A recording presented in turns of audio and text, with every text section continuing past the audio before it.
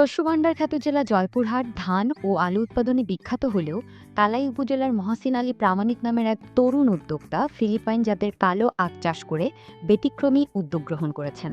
শুরুতে অল্প জমিতে পরীক্ষামূলকভাবে আখ চাষ করলেও বর্তমানে তিনি এলাকায় আখ চাষি হিসেবে খ্যাতি পেয়েছেন। অল্প খরচে বেশি লাভবান হওয়ায় অনেকেই আগ্রহী হচ্ছেন এই জাতের আখ চাষে। শুধু আখ চাষ নয়, বরং আখ থেকে চারাও তৈরি করছেন। চারাগুলোর খুব চাহিদা থাকায় বাজারে প্রতি পিস ৮ থেকে ১০ টাকা দরে বিক্রি হচ্ছে। এখান থেকেও বাড়তি আয় হচ্ছে। আখ ক্ষেতের পাশের জমিতেই আখের চারাও বুনেছেন তিনি। সেখান থেকে চাহিদা অনুযায়ী প্যাকেটজাত করে দেশের বিভিন্ন জেলায় সরবরাহ করছেন। খেতে সুস্বাদু হওয়ায় অনেকেই বিভিন্ন জেলা থেকে ফোন দিয়ে চারা নিতে যাচ্ছেন। তার সাফল্য দেখে এলাকার অনেকেই এ আখ চাষে উৎসাহিত হচ্ছেন।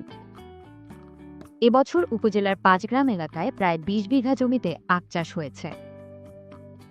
আখ চাষী মহসিন আলী প্রামাণিক বলেন, এখানে আমি যেমন লাভবান হচ্ছি, অন্যান্য কৃষকেরাও তেমন লাভবান হচ্ছে। এটা একটা উচ্চ ফলনশীল আখ। এই আখের মিষ্টতা এবং নরমের কারণে এটা বাংলাদেশে ব্যাপক প্রচলিত হচ্ছে।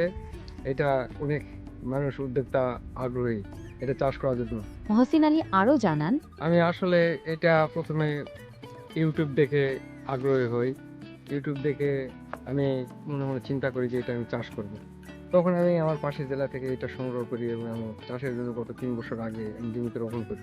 ৩ বছর ধরে আমি চাষ করতেছি এবং এটা আমি বিভিন্ন গ্রামে গঞ্জে ছড়িয়ে দিচ্ছি। তালাই উপজেলার কৃষক রুবেল বলেন, বাংলাদেশের 64টা জেলাতে মনে করেন চারা যাচ্ছে, আখ যাচ্ছে, এমনকি ভালো রেজাল্ট, সবাই লাভবান হচ্ছে। আমাদের আশেপাশে মনে করেন যে যারা আমার মতো উপহাস করতো, এখন আমাদের আশেপাশে বিঘায় বিঘে জমি লাগাই দিয়েছে। তালাই উপজেলা কৃষি কর্মকর্তা মোহাম্মদ হারুনুর রশিদ বলেন, আমরা কৃষি সম্প্রসারণ অধিদপ্তর উপসহকারী কৃষি কর্মকর্তা সহ মাঠ লেভেলে তারা কাজ করে।